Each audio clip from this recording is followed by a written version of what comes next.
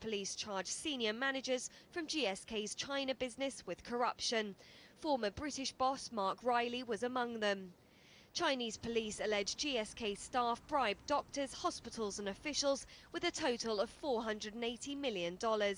The case is the biggest corruption scandal to hit a foreign company in China since the Rio Tinto affair in 2009. That resulted in 4 executives being jailed. But allegations of similar behaviour have also surfaced in Poland, Iraq, Jordan and Lebanon. GSK says it's investigating. So too are US authorities. But GSK insists it doesn't have a systematic issue with unethical behaviour. And in a bid to move on, it's rolling out a new sales model. GSK wants to become the first in the industry to stop paying doctors to promote its products. It will no longer pay medics to attend its conferences either. The new investigation wasn't unexpected. The trouble overseas was always likely to expose GSK to charges under the UK Bribery Act. But it will be another blow to the reputation of the world's 6th largest pharmaceutical company. Yannick Naud rejoins us from Sturgeon Capital. So what sort of softer line might the authorities take with Glaxo? Because there is this business about disclosure, isn't there, and sort of coming clean to start with and so on. Well, it's very, very serious thing. I mean, it's a criminal investigation, so it's a very, very serious problem that Glaxo have to handle very well. I think Glaxo have to show the evidence that they have within the company all the tool, all the process in order to not have those kind of bribery and this kind of attitude. And they have to prove to the regulator today in UK that it's, in fact, it was the consequence of a rogue individual, if it's about China, in China. And it's not a systematic process from the company. I think that's the first thing. Second thing, you have to keep in mind that the company was, in fact, quite vis-à-vis the regulator. They did tell them quite early, and it's a mitigation factor, definitely. Mm.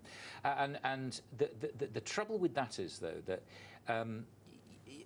a lot of these multinationals have to be so careful about local customs. Yes. Obviously have to be ethical. But the other point about it is that in China, presumably Glaxo's drugs are more expensive than the local ones. So it, you know, if you just look at it overall, you just think, wow, something strange might have been going on. It's rather difficult, isn't it? And this is the problem that companies have to face, trading ethically. And sometimes they have to give in to local customs. I'm not saying that giving bribes to local customs in China, but you know, in other countries, a little help's expected now and again, isn't it? If we look at the business, pharmaceutical business, it's true that over the last 5 years, or over the last 10 to 5 years, a lot of the profitability came from China. Yeah. Because for a lot of reasons, the price of drug were higher in China, and in fact, the availability of drug increased a lot in the last 5 years because the country got richer. Mm. Is it, you know, doesn't imply that there is automatic bribery? It does imply that the regulator in China probably didn't squeeze pharmaceutical company as much as the UK regulator, for example. Only people get rich out of this, the lawyers, won't they, really, I suppose. Let's look at Alstom. Yes. And it looks like General Electric have sort of been forced to soften their offer in a sense, haven't they, and go in line with France's nationalistic defence. Well, there was no choice there. He had to go through jump all the hoops in order to convince the lawmaker, I think, and the president today. I think Jeff Immelt did a very good job in front of the policymaker. Compared to the CEO of Pfizer, he did promise to increase employment in France, which was probably necessary given the fact that the situation in France is pretty terrible right now.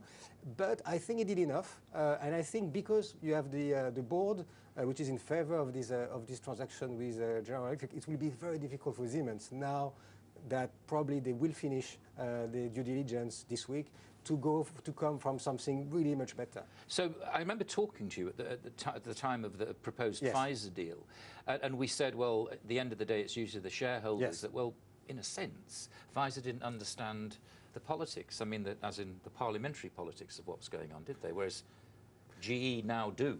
Yeah, it was very interesting. The Pfizer-AstraZeneca, it was a very, very public debate with everyone getting involved in the middle of election campaign. And at the end, what was very important was for Pfizer to engage discussion with the board of AstraZeneca, and they never managed to do so.